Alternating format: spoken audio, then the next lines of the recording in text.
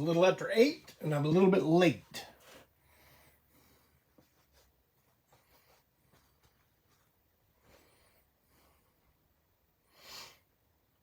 But here I'm is.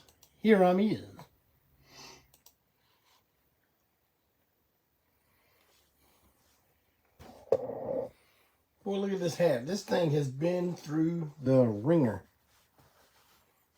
Don't even look good anymore.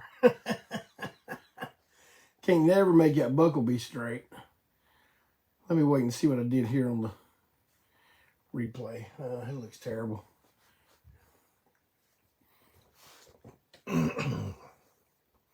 Yeah, this hat looks terrible. It doesn't look like a pilgrim hat anymore. It looks like an old hillbilly hat. Well, here I'm is. A little after 8, a little bit late. But don't you worry, it's still going to be great. Here on another exciting episode of Break On Through. With me, your host, the unimpeachable President for Life, Jeffrey K. Clayton, the long-haired weirdo. And I got a lot to talk about tonight. This is going to be more like an old Break On Through that you are accustomed to.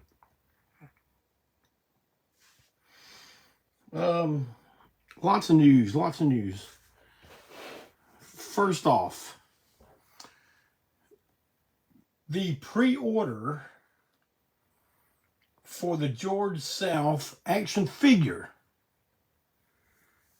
by Shane Martin is now live. I made a post on my personal page telling you what you got to do to get to it. I'll put one tomorrow on the ANTiSEEN page, and that way everyone will know. It looks really great. Packaging is really good, and it's going to be a thing of beauty. Me and my coworker both noticed we're getting stopped up and got a lot of stuff in my throat here. Gonna have to hit the old sea moss when they get out of here. Go ahead. All right, George South. Okay. I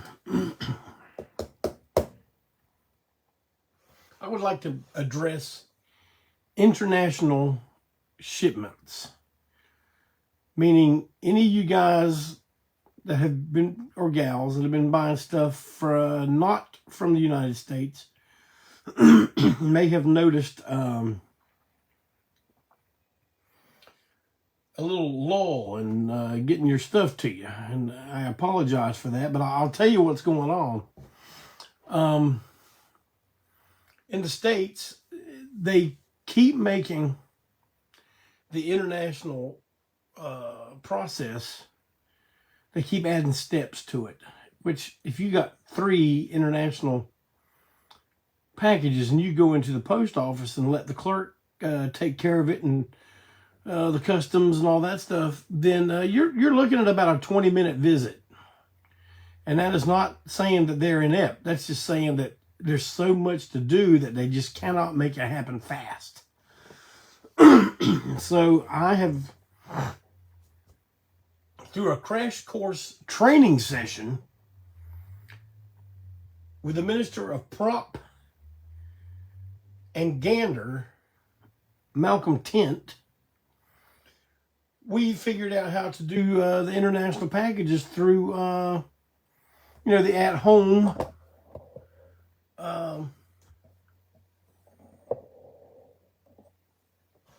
shipping labels and stuff. But, man, it happens. Sometimes it happens. Sometimes it don't.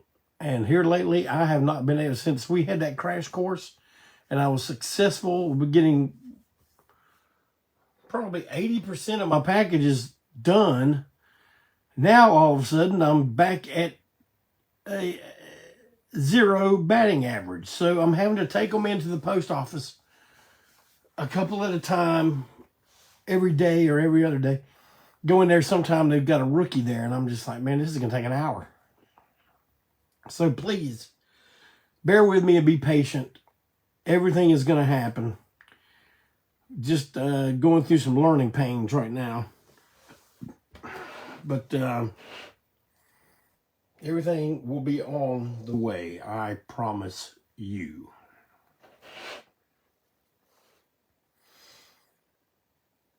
All right. A week or so ago, last week, my good friend Jeff Williams put up a lot of ANTiSEEN 7-inch records. When I say a lot, I mean a group. But it was a lot. It's like 20-something. And he didn't get any bites on it and all. And that's he thought maybe he started the bidding too high. So he's starting the bidding at $75. So you can go to his page, Destructo Central, I think is where he's posted it. But I'm going to have it on the ANTiSEEN page too. He is donating all the money to a pro-Israel group for their, defense and stuff like that, which I am 100% backing this idea. And of course, there's people that have to go on there and give their history lessons and their political opinions and stuff, which I'm going to be honest with you, I don't care about them. If you don't want your money going to that, don't bid on them. But if you want a bunch of really good, some really rare ANTiSEEN records, go ahead and put you a bid on these things, son. Jeff Williams. He's posted in Destructo Central. Go look at that.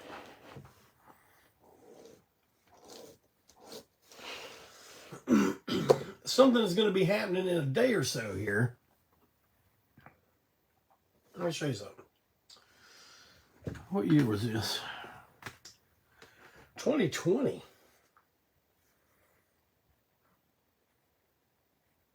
It's from 2020 to 21, 22, 3 years ago we did this record right here. Halloween in Quarantine.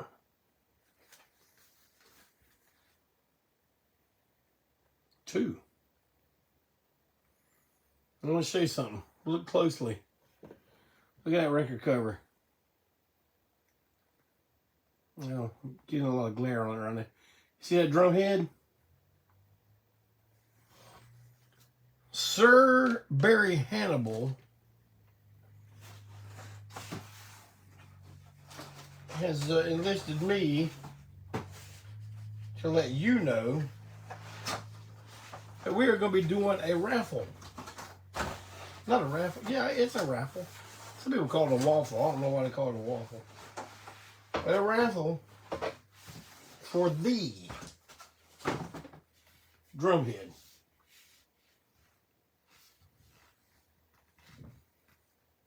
And it was autographed by, let's see who all's on this. Walt Wheat, Mad Brother Ward. That looks like Tom O'Keefe. Greg Clayton, Trip McNeil, Doug Throgmorton, Sir Barry Hannibal, myself, Malcolm Tent, Doug Knight, and Steve Sadler. We've all signed this thing.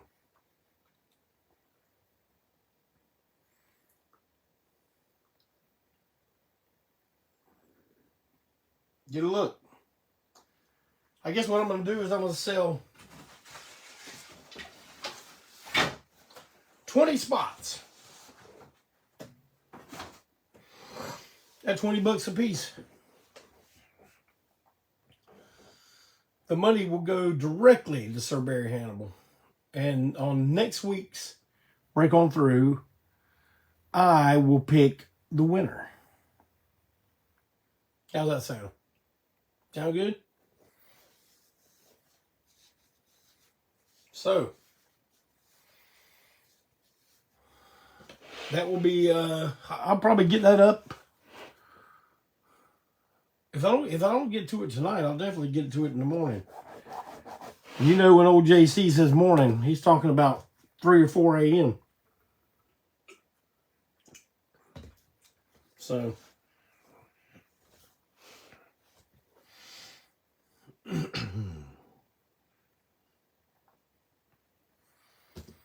let's see, everybody's making some comments here.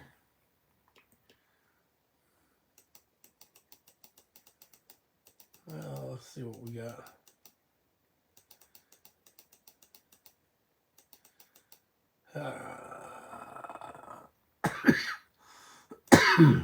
Man, I sound bad. I'm not sick. I just sound bad. So, buy you a spot. Buy you a few spots to ensure that you own that drum head. Well, I don't know if I even said it yet, but happy Halloween, everybody. I guess everyone is taking the kids out, the grandkids out.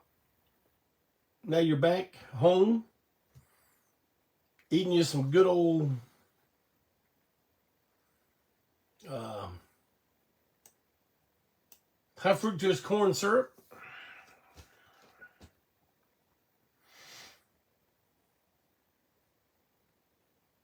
I do have a top 10 today, this week. Sorry, y'all, I'm looking at the computer. Don't hold it against me. I don't even know what the hell I'm looking at.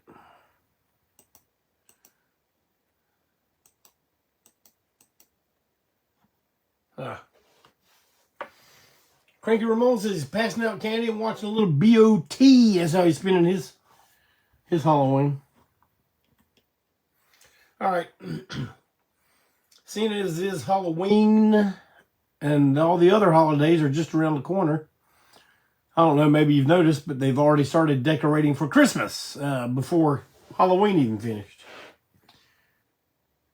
But our friend Janice Blythe, star of many legendary horror movies. Hills Have Eyes 1, Hills Have Eyes 2, Eaten Alive, Incredible Melting Man, Phantom of the Paradise, Drive-In Massacre. So many more. She's got a store. We got the link on our page. And you can buy autographed 8x10s, either for yourself or for gifts for around the holiday season. So please go check that out.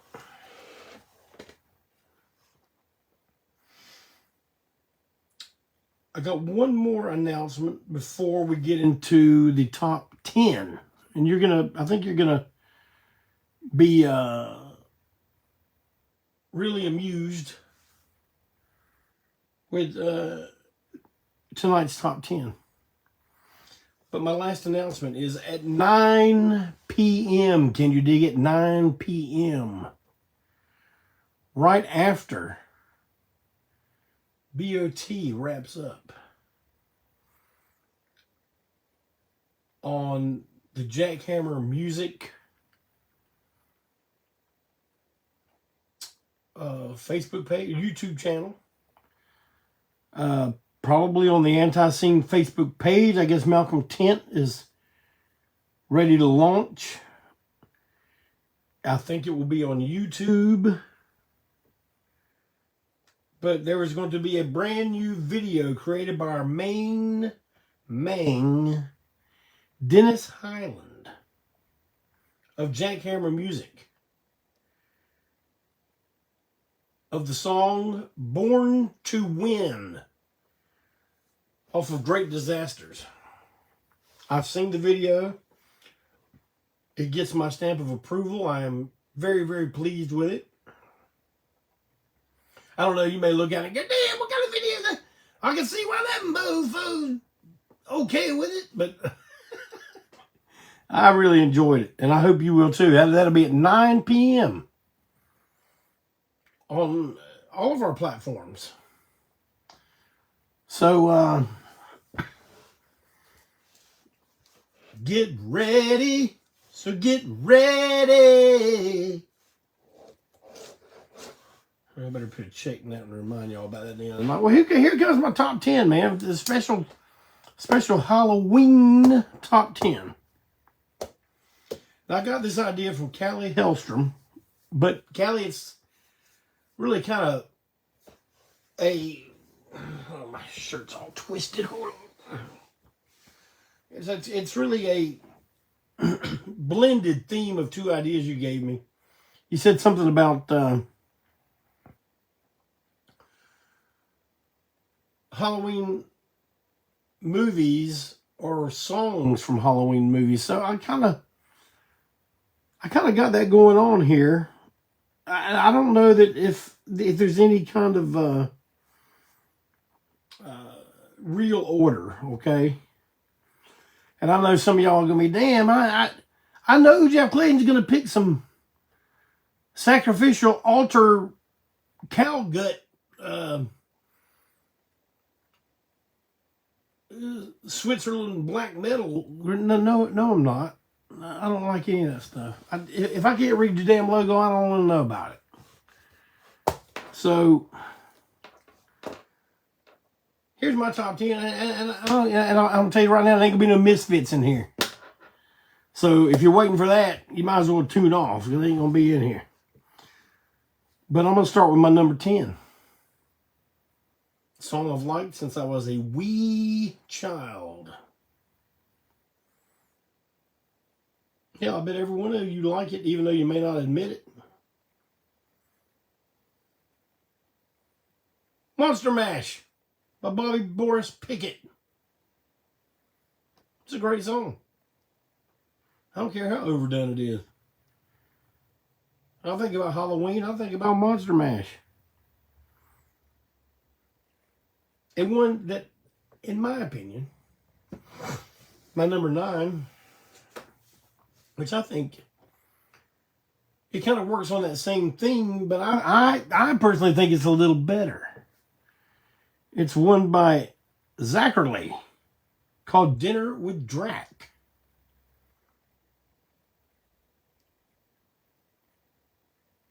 Y'all ever heard that?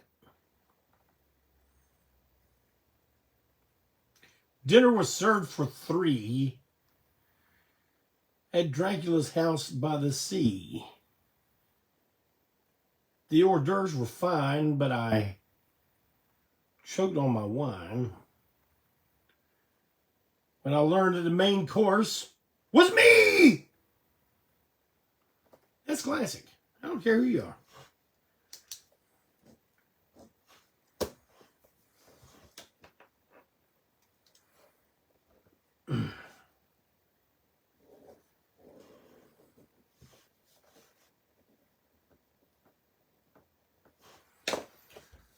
My number 8, by a great man named Screaming Lord Sutch.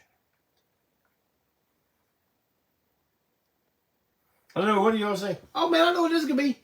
Jack the Ripper. Nope. A slight deviation of that in a different song he did called Hands of the Ripper. Hands of the Ripper, yes, the hands. Hands of the Ripper. I like it better. It actually is Jack the Ripper. They just did it different at this point. And I like the Hands of the Ripper version better. And if you don't know who Lord Sutch is, if you're looking for new stuff to discover, not new stuff, if you're looking for something to discover that has been around and maybe you didn't know about it, I suggest you delve into Screaming Lord Sutch. That's SUTCH.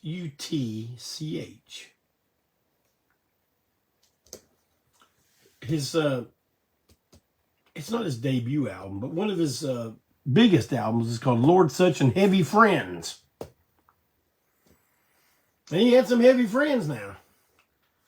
Half of Led Zeppelin plays on this record, and this was in the 60s. So 60s and early 70s. Look into it. My number 7.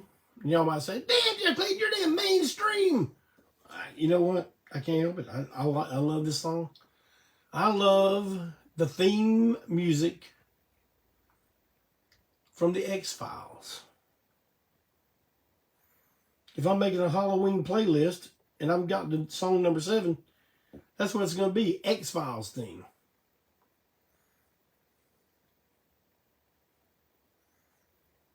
Number 6, another TV theme. You think y'all guess what it is? You know what years the stuff I like comes out. But it's the Munsters. That original version, man.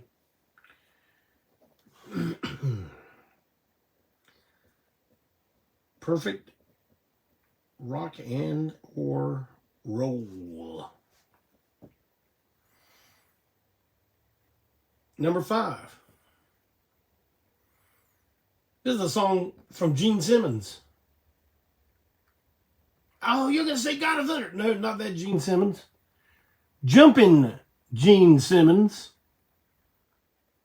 With a little song he did called Haunted House. Maybe you've heard us do it a time or two. And look, I'm going to go ahead and pat myself on the back, pat myself on the head, give myself a high five, give myself a good handshake. I think we did a damn good version of that song. And that's all I'm saying about it.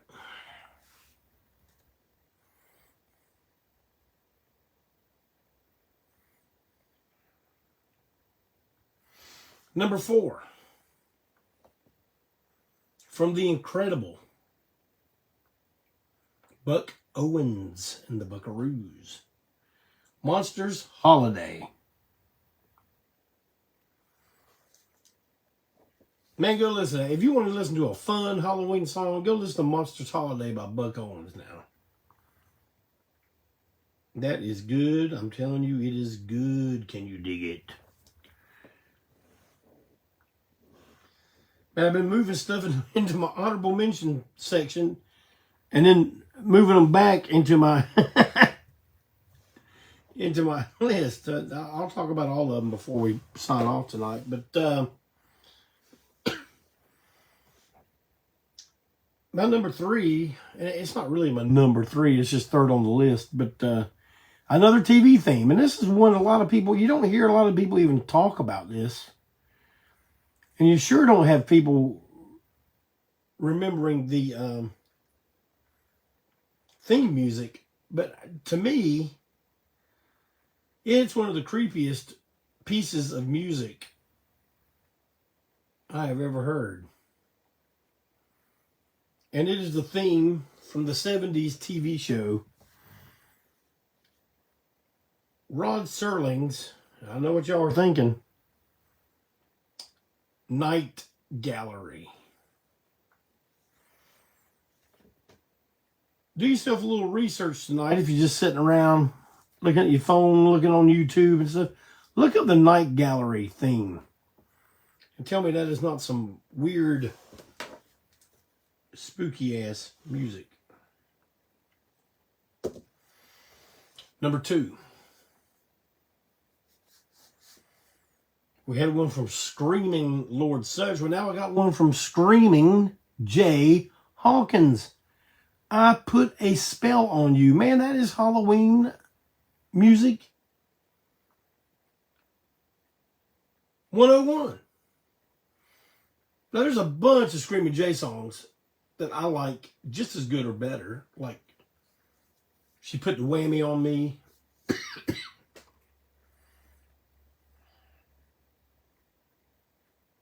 There's a bunch more, man. I can't think of them right now, but I put a spell on you.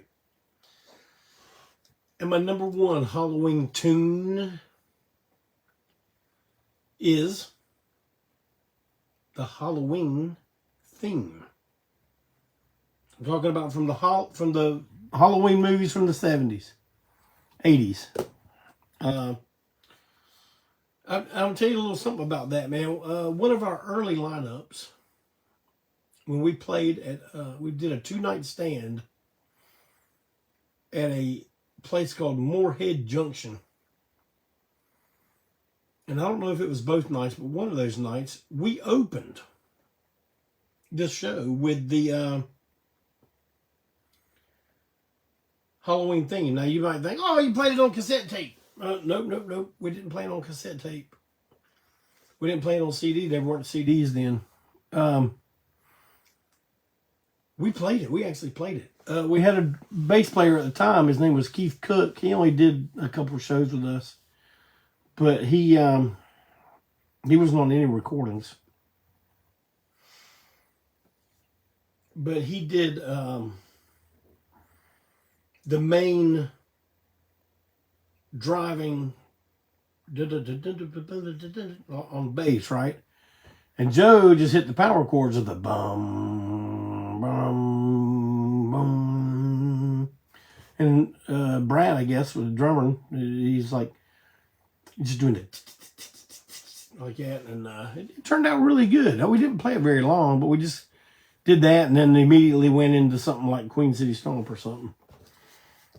Too bad we don't. You know what? I do think that those shows are on cassette tape somewhere. I know Greg, my brother Greg was recording us at one show. This could have been the ones, man. But he had like a boom box, and he was recording a cassette tape of the show, and it was so close to the stage at Moorhead Junction. We blew off so many. Sorry, y'all, working class. We blew off so many flash pots that the heat burned the speakers out of the cassette boom box. And not to mention, it filled the club up with so much smoke that they had to open both doors on either end of the building, and it looked like the place was on fire. But I mean, what am I supposed to do? I'm in a new band, figuring stuff out. So yeah, it might look like your club's on fire. But I'm going to go into some honorable mentions now that we're talking about Halloween music.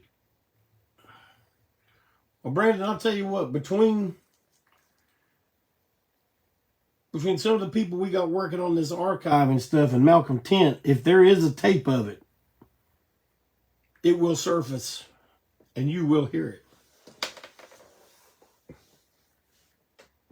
I'm going to go into my honorable mentions, man. I can't talk about Halloween or scary music without talking about a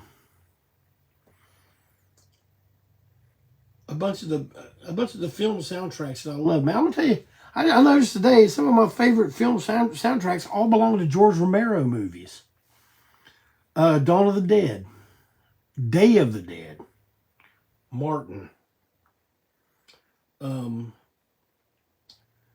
My favorite track off Dawn of the Dead is the track simply called Zombie. And on Day of the Dead, there's a couple versions of the Day of the Dead soundtrack. One has a vocal song that was sung at the very end credits. Either called In Your Eyes. Sorry, y'all. I apologize. In Your Eye or Through Your Eyes. But it's really good. But I like the music, that atmospheric music in that whole entire film is just so good. And Martin's soundtrack.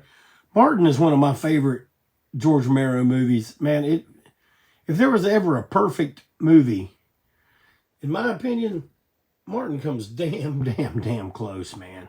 The way they don't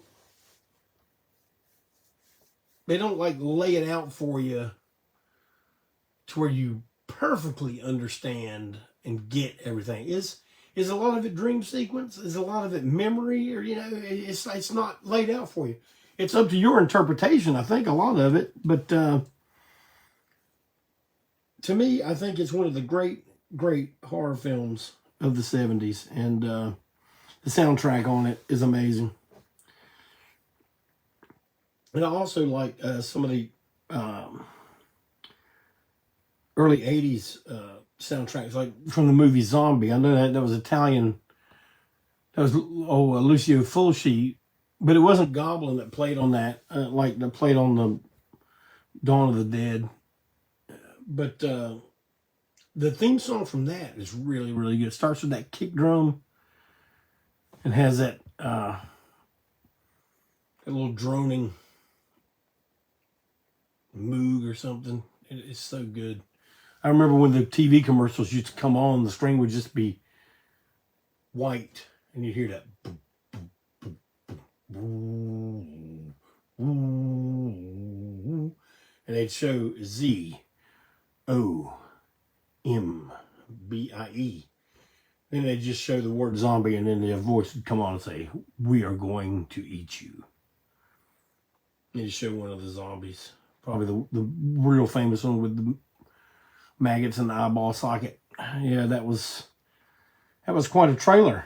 And I really like that song, that piece of music. There's a couple others I like a lot, but I wouldn't I would put them on Halloween playlist, because the soundtrack for Children Shouldn't Play with Dead Things or Necromantic 2. Let's just go ahead and say 1 and 2. I like 2 a little bit better, movie and soundtrack. But a Necromantic 1 has some soundtrack in it that is, even if you can sit through some of the wildest John Coltrane stuff, there's some stuff in that Necromantic soundtrack that you got to be in a mood. And it's not very often I'm in that kind of mood, but I do enjoy it. And so those are my honorable mentions. All those George Romero soundtracks and those Italian movies, and a Necromantic 1 and 2 were German. Children Shouldn't Play with Dead Things was made in the good old US of A. But hell, if you've never seen those movies, check those out.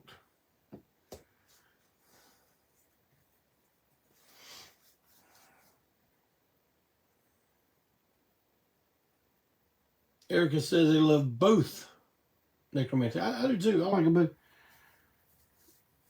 Yep. The Totus King or Death King also has a great soundtrack, which I have that soundtrack as well. I love horror movie soundtracks, man. You want me to tell you another horror movie soundtrack that I think is perfection? And I think I've talked about this on Break On Through before. But the original 1930s Bride of Frankenstein. Talk about some great music pieces. They stand well on their own, but the way they put them into the film is even better. And when it comes to those old Universal films, man, like after you've seen them, 30 or 40 times, I start watching them for other reasons. I don't even follow the story, but sometimes, and this is when I had more free time to do this, but man, I used to put those on and just spend the entire time looking at all the backgrounds. Now, a lot of that stuff was painted tarps and set boards and stuff, but I love it, man. It just looks so good. And that's just some of my fanboy quirkiness. So I don't know if you ever get a chance to do that, maybe give it a try, just see what I'm talking about. Especially for ones like Bride of Frankenstein and And the first Frankenstein, and Son of Frankenstein as well. But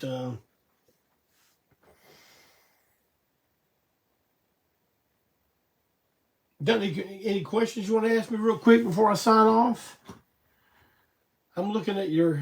I was able to catch.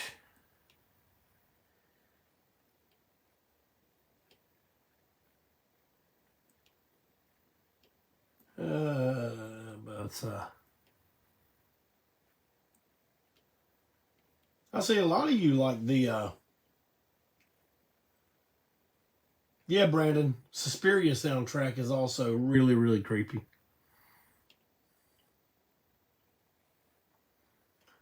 Yeah, Terry likes the zombie shark fight. Everybody loves the zombie shark fight, man.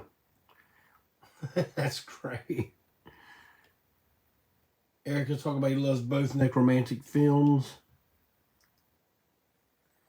Malcolm, when you say you do that with Three Stooges films, are you talking about looking at those backgrounds? Because, man, I love that. Like, what if you've seen it so many times, I mean, well, the story's not going to change, right? So, like, I'll have a view where all I do is just look deep into the picture, you know, and it's even better with the big screen TVs we have now. I used to do this with little, smaller TVs, you know, just look at all the stuff in the background because they paid such close attention to detail. All right, we got some questions. Favorite Halloween candy? Easy, candy corn. Especially how it used to taste a long time ago. Not like plastic. But I also used to like, I mean, man, I've talked to a few people that remember these, but they were opaque orange suckers. They seemed big back then, about like that big around. But there's a chance they may not have been. But they had a design on them, like a black cat, a witch on a broom, a bat, and they were black.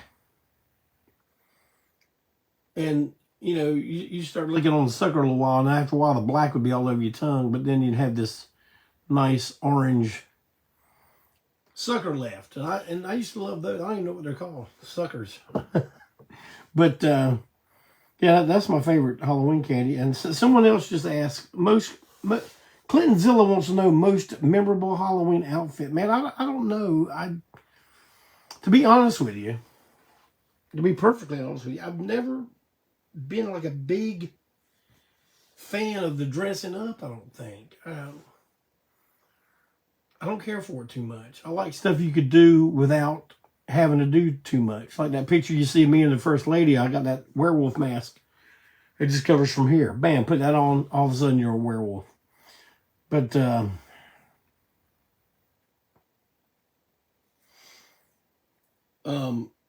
I'll tell you what my most memorable Halloween costume was. Now I'm going to tell a story, and I know everyone's going to start playing their violins and go, oh, no need. I'm over it, okay? But, man, when I was in first grade or kindergarten, I don't remember which. I think it was first grade. It was Halloween. Day before Halloween. And the next day, Halloween day, we were going to a field trip to a farm. So I'm just like, man, how could there be a better day? Farm, and then trick-or-treating. And man, you know, Dad was in the Air Force, so we always lived in trailer parks. And there were hundreds and hundreds of trailers. Maybe not hundreds and hundreds, but hundreds. And so that meant lots of doors to knock on, lots of kids running around. So that was always real fun. And man, I had what I considered to be the baddest ass costume known to man. It was the Scarecrow of Romney Marsh. It was just a Ben Cooper plastic mask with the black elastic string. Supposed to be fire retardant outfit that had a picture of him on the horse that said Scarecrow. And I was just like, man, this is going to be, I don't know what I said. I don't think Superbad had come out yet. Maybe I said it was going to be groovy. I don't know. But I remember my dad sitting on the couch. He's like, I'll go ahead and tell you all this stuff. I don't care if you know this. I am transparent. A lot of people on news talk about transparent, but I'm transparent. They used to call me Jeffy when I was little. And then he was like, hey, Jeffy, come on here and hug me night-night. You know, and I'd run, hug him around the neck, and all of a sudden, man, I felt it.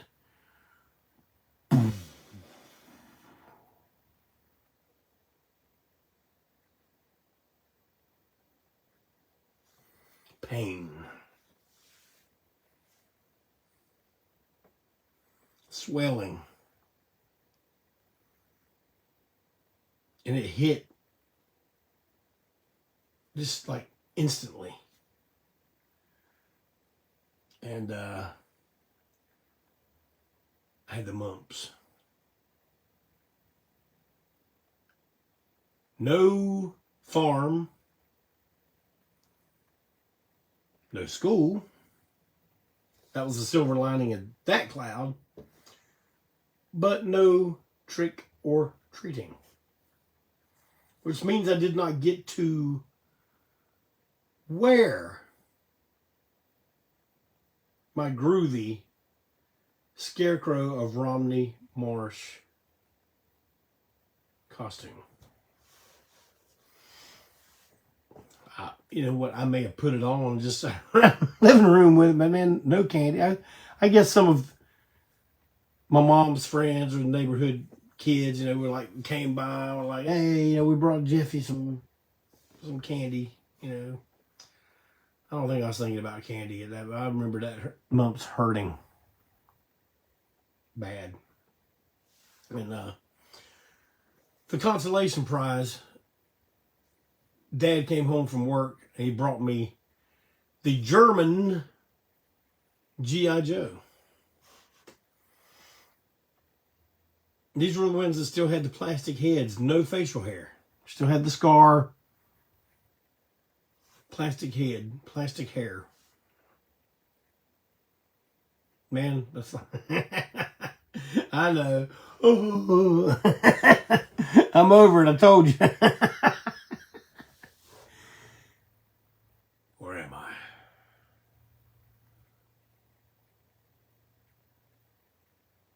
Yeah, I am. So, anyway. Well, it's like almost 10 to 9, and I want you to hang around and get ready to look at that new Born to Win video, a track from Great Disasters. And do not forget, December 8th at the Milestone in Charlotte, North Carolina, celebrating 54 years of the Milestone's existence. Your favorite rockin' teenage combo of all time will be performing that night. And we will be playing quite a few selections off of Great Disasters. So you don't want to miss it. And I hope to see you all there. And speaking of things you don't want to miss, and I hope to see you all there, how about tomorrow night, 7 p.m., Tent Talks Tunes on Malcolm Tent's personal Facebook page. Now, don't forget about all the other stuff I told you about. I'm going to have that drumhead I'm calling it a raffle because I don't like calling it a waffle. That ain't what I think of a waffle. I go to Waffle House, you get your waffle, man. I don't do waffles on Facebook. So that's what's going on. I'm going to have that up tomorrow. So if you are interested, please partake.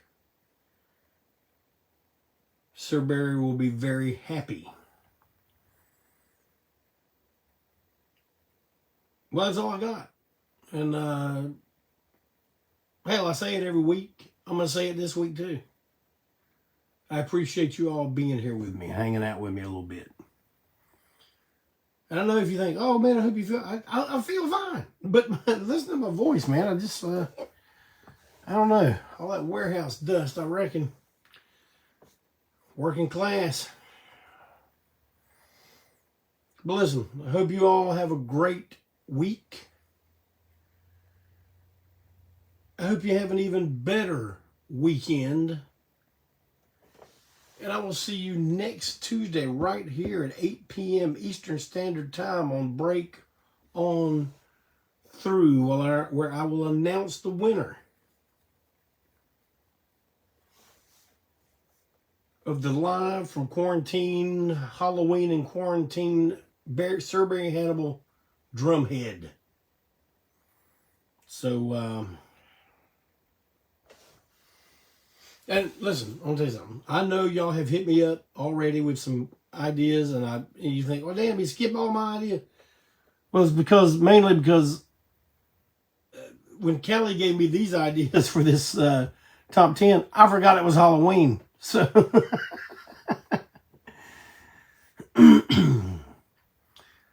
but thank you, everybody. And please take care.